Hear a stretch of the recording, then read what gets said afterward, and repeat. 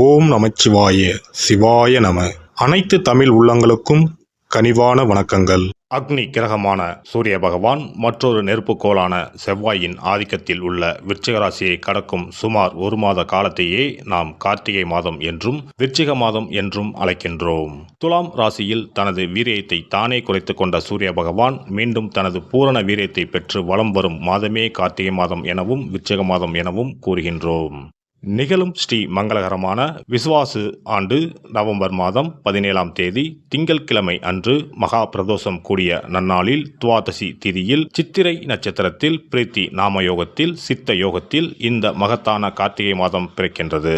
இம்மாத கிரகநிலை என எடுத்துக்கொண்டால் கார்த்திகை 1ஆம் தேதி 17/11/2025 அன்று கும்பராசியில் சனி பகவான் வக்ர நிவர்த்தி அடைகின்றார். கார்த்திகை மாதம் 2ஆம் தேதி 18/11/2025 அன்று கடகத்தில் குருவின் வக்கரம் நடக்கின்றது.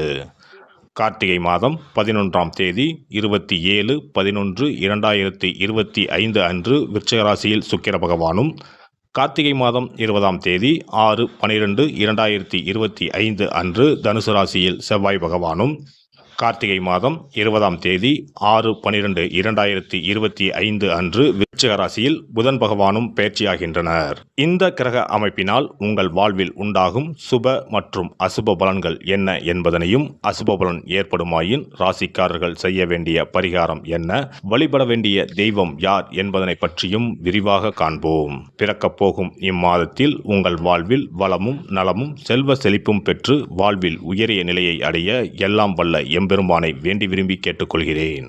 ரிஷபராசி அன்பர்களே, கார்த்திகை மாத கிரக நிலைகளை ஆராய்ந்து பார்க்கும் பொழுது மாத தொடக்கத்தில் உங்கள் ராசிநாதன் சுக்கிர பகவான் புதன் பகவானுடன் இணைந்து சஞ்சரிக்கிறார். அந்த வகையில் புத சுக்கிர யோகம் ஏற்படுவதால் பொன் பொருள் சேர்க்கை உண்டு. பூமியால் லாபம் வந்து சேரும். புதிய முயற்சிகளிலும் வெற்றி கிடைக்கும். குடும்பத்தில் ஒன்றுக்கு மேற்பட்டவர்கள் சம்பாதிக்கும் வாய்ப்புகள் உண்டாகும். குருவின் பார்வை உங்கள் ராசிக்கு சப்தம ஸ்தானத்தில் பதிவதால் கல்யாண முயற்சிகள் கைகூடும். சுப செய்திகள் அதிகம் கேட்கும் மாதம் இதுவாகும். மாத தொடக்கத்தில் குரு பகவான் உங்கள் ராசிக்கு 3ஆம் இடத்தில் உச்சம் பெற்று சஞ்சரிக்கிறார். அவர் கார்த்திகை 2ஆம் தேதி முதல் வக்ரம் பெறுகிறார். உங்கள் ராசிநாதன் சுக்கிர பகவானுக்கு குரு பகவான் பகை கிரகம் என்பதால் இந்த வக்ர காலம் வளர்ச்சி அதிகரிக்கும் காலமாகவே இருக்கும். திட்டமிடாமலேயே சில காரியங்களில் வெற்றி கிடைக்கும். தொழிலில் திடீர் முன்னேற்றம் ஏற்படும். உத்தியோகத்தில் எதிர்பார்த்த இடமாற்றம் இலாக்கா மாற்றம் ஏற்படலாம். பண தேவை உடனுக்குடன் பூர்த்தியாகும். வெளிநாட்டு முயற்சிகள் பலன் தரும். கார்த்திகை மாதம் 11ஆம் தேதி விருச்சிக ராசிக்கு சுக்கிரன் செல்கிறார். உங்கள் ராசிநாதன் சுக்கிரன் சப்தமஸ்தானத்தில் சஞ்சரித்து உங்கள் ராசியை பார்ப்பது யோகம்தான். இது ஒரு பொன்னான நேரம் மட்டுமல்ல, புதிய திருப்பங்கள் ஏற்படும் நேரமும் ஆகும். அங்குள்ள சூரிய பகவான் மற்றும் செவ்வாயோடு சுக்கிரன் இணைவதால் சுக்கிர மங்கள யோகம் ஏற்படுகிறது. எனவே உங்களுக்கோ உங்கள் உடன்பிறப்புகளுக்கோ தாமதித்த திருமணம் தடையின்றி நடைபெறும். வீட்டிற்கு தேவையான விலை உயர்ந்த பொருட்களை வாங்கி மகிழ்வீர்கள். மாதத்தின் தொடக்க நாளிலேயே தொழில் ஸ்தானத்தில் சஞ்சரிக்கும் சனி பகவான் வக்ர நிவர்த்தியாகிறார். எனவே தொழில் முன்னேற்ற பாதையை நோக்கி செல்லும். எதிர்பார்த்தபடியே லாபம் கிடைக்கும். அது மட்டுமில்லாமல் உத்தியோகத்தில் உள்ளவர்களுக்கு உயர் பதவியும் ஊதிய உயர்வும் கிடைக்கும். நீங்கள் தேர்ந்தெடுத்த களம் எதுவாக இருந்தாலும் அதில் வெற்றி உண்டு. எதிர்பாராத விதத்தில் கேட்ட தொகை கிடைக்கலாம். 10ஆம் இடத்தில் சனி பகவான் பலம் பெறுவதால் பெற்றோரின் உடல் நலனில் கவனம் தேவை. பொது வாழ்வில் உள்ளவர்களுக்கு நல்ல பதவிகளும் பொறுப்புகளும் கிடைக்கும். கார்த்திகை மாதம் 20ஆம் தேதி தனுசு ராசிக்கு செவ்வாய் செல்கிறார். உங்கள் ராசிக்கு 7 மற்றும் 12 ஆகிய இடங்களுக்கு அதிபதியானவர் செவ்வாய் பகவான். அவர் அஷ்டமத்திற்கு வரும் இந்த நேரம் ஆரோக்கிய தொல்லை உண்டு. அதனால் மனக்கலக்கமும் மருத்துவ செலவும் அதிகரிக்கும். சேமிப்பு கரைகின்றதே என்று கவலைப்படுவீர்கள். வாகனங்களில் செல்லும் போது கவனம் தேவை. இடமாற்றம் ஊர் மாற்றம் எதிர்பாராமல் வந்து சேரும். கார்த்திகை 20ஆம் தேதி விருச்சிக ராசிக்கு புதன் வருகின்றார். உங்கள் ராசிக்கு 2, 5 ஆகிய இடங்களுக்கு அதிபதியானவர் புதன் பகவான். அவர் சப்தம ஸ்தானத்தில் சஞ்சரிக்கும் இந்த நேரம் பொன்னான நேரமாகும். பொருளாதாரத்தில் நிறைவு ஏற்படும். மண் பூமி வாங்கும் யோகம் உண்டாகும். மாமன் மைத்துனர் வழியில் ஏற்பட்ட மனக்கசப்புகள் மாறும். பயணங்களால் பலன் உண்டு. பொது வாழ்வில் உள்ளவர்களுக்கு நல்ல தகவல் கிடைக்கும். வியாபாரம் மற்றும் தொழில் செய்பவர்களுக்கு புதிய ஒப்பந்தங்கள் வந்து சேரும். உத்தியோகத்தில் உள்ளவர்களுக்கு உயர் அதிகாரிகளின் ஆதரவு திருப்தி தரும். கலைஞர்களுக்கு நட்பால் நன்மை கிடைக்கும். மாணவ மாணவிகளுக்கு படிப்பில் அக்கறை கூடும். பெண்களுக்கு குடும்ப முன்னேற்றம் திருப்தி தரும். கொடுக்கல் வாங்கல்கள் ஒழுங்காகும். இம்மாதம் சனி பகவான் மற்றும் ராகு பகவானுக்கு பரிகாரம் செய்வது மிகவும் அவசியம். திருநள்ளாறு, திருக்கொள்ளிக்காடு மற்றும் திருநாகேஸ்வரம் திருக்கோவிலுக்கு சென்று தரிசனம் செய்வது நன்மையை தரும். கோவில்களுக்கு செல்லும் போது தீபத்தில் சேர்க்க நல்லெண்ணெய் அல்லது பசுனை எடுத்து செல்ல தவறாதீர்கள். சிவபெருமான் வழிபாடும் சிறப்பினை வழங்கும். இம்மாதம் பண தேவையை பூர்த்தி செய்யும் நாட்கள் நவம்பர் 25, 26, 27, 30, டிசம்பர் 1, 7, 8, 9. மகிழ்ச்சி தரும் வண்ணம் பச்சை. சிறப்பு பரிகாரம். கழுத்தை நெரிக்கும் கடன் தொல்லையா? தடையின்றி வீட்டில் பணம் புழங்க கை கொடுக்கும் வெள்ளம் பரிகாரம். எவ்வளவு சம்பாதித்தாலும் கடன் தொல்லைகள் விரட்டி விரட்டி வருகிறதா? கழுத்தை நெரிக்கும் பிரச்சனைகளிலிருந்து விடுபட எளிய பரிகாரங்களை செய்து அதிலிருந்து மெல்ல மெல்ல மீண்டு வரலாம். பெரும்பாலும் கடனில் மூழ்கி இருப்பவர்களுக்கு நிம்மதி என்பதே இருக்காது.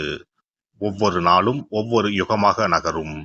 சொல்ல முடியாத அளவுக்கு மன உளைச்சலுக்கும் ஆளாவார்கள்.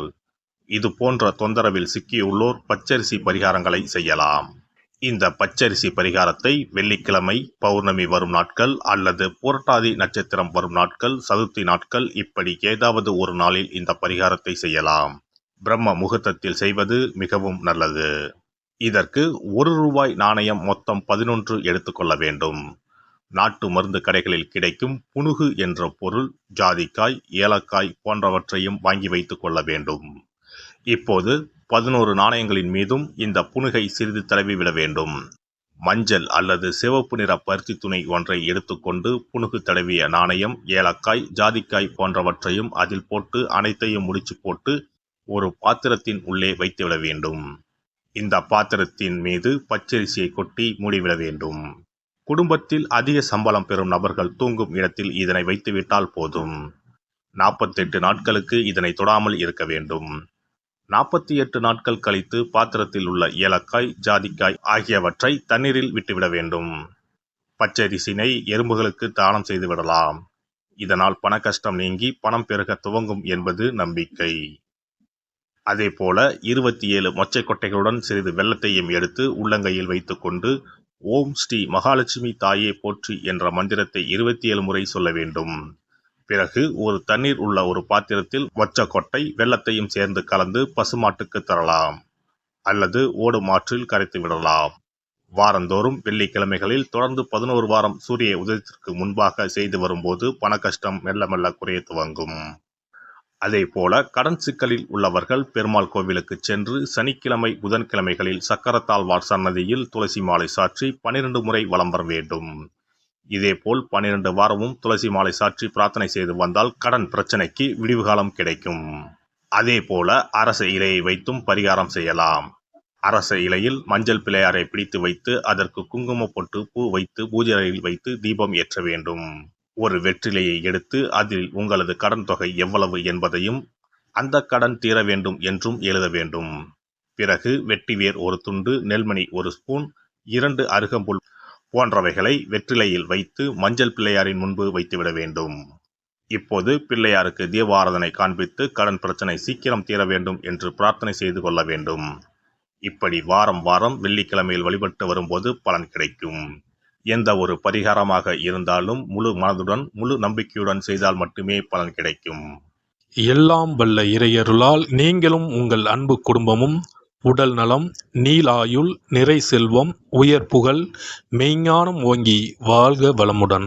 இந்த வீடியோ பதிவு உங்களுக்கு பிடித்திருந்தால் லைக் பண்ணுங்க, கமெண்ட் பண்ணுங்க, ஷேர் பண்ணுங்க, மறக்காம சப்ஸ்கிரைப் பண்ணுங்க, பக்கத்துல இருக்கிற பெல் பட்டனை கிளிக் பண்ணுங்க. நன்றி, வணக்கம். ஓம் நமச்சிவாய. சிவாய நம.